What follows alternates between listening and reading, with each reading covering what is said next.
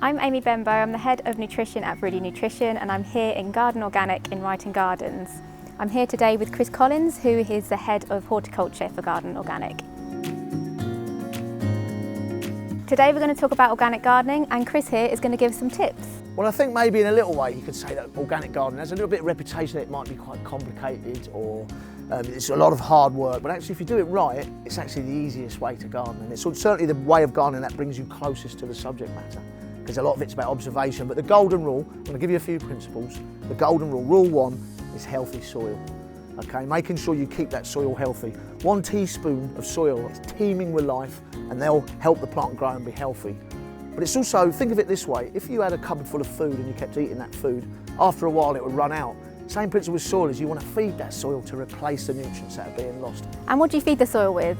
So there we go, composting rule one. As gardeners call it, it's black gold compost. It's the absolute essence of it. You're sparing with it and you feed the soil with it. You can also use other methods like green manuring when the ground's fallow, and you can use mulching to feed around fruit trees, that kind of stuff. So making sure you take, nothing goes to waste.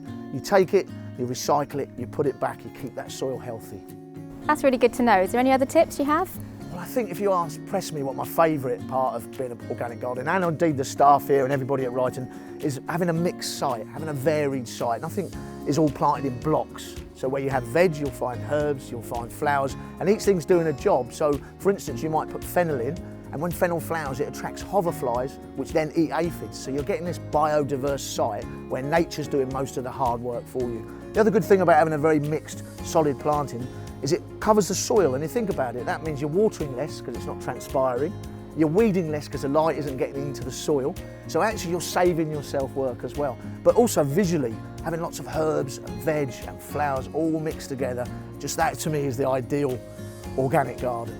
And you mentioned pests there, how do you keep that under control? Well, you just build that up, so everything in the garden has a purpose. So even a slug, dear old slugs, the thing I get asked about most, is somebody's dinner. So you've got to be, don't be indiscriminate about how you go about things, but definitely clever planting. Plant for pollinators, so plant flowers that'll attract the bees and the butterflies that'll pollinate your veg, and also little tricks like that. Ladybirds love black fly, so when they appear, this is the important part of it, when they black fly appear on your broad beans, say, just wait. Don't be rushed, don't be panicked. The ladybirds will come along and clear up your problem. Nice biodiverse site. So you kind of said that some bugs can actually be beneficial. Is there anything else that can be recycled or reused? Well, I think, Aimee, pretty much everything. If you think about nature, nothing is wasted, is it? And that's what we're trying to replicate as organic gardeners. So when the leaves fall from the trees, they go back into the soil, the nutrient, nothing's wasted. So let's try and do that, not only with plant foliage and plant stuff that you put into compost, but also everyday items. Let's recycle our wood, let's recycle water in water butts. Everything we look at, we're going to try and reuse, and that's a massive principle to organic gardening. So Chris, this garden sounds amazing and you don't have to keep using any chemicals to keep it like this? Well, you don't, that's the beauty of it. If you get it upright, nice balanced site, then everything will look after itself. Like I was saying about the aphids and the hoverfly and the ladybird, you get that mixed planting going, and I think you've got to be careful with chemicals because they're indiscriminate. So if I see a slug or a snail and I put down pellet, I'm not just doing a slug injury, the hedgehog will come along and eat the slug, so I'm putting the poison into the ecosystem and we're going to try and avoid that. If I spray a path and I kill all the dandelions, there's no food for the bees, so it's about considering the position of other wildlife. It's a shared space, and I think chemical use can interrupt that. And also, in a little way, it's a bit lazy. Oh, I don't like that, I'll just spray it. We're organic gardeners, we want to be up close to our subject matter, and chemicals can get in the way of that.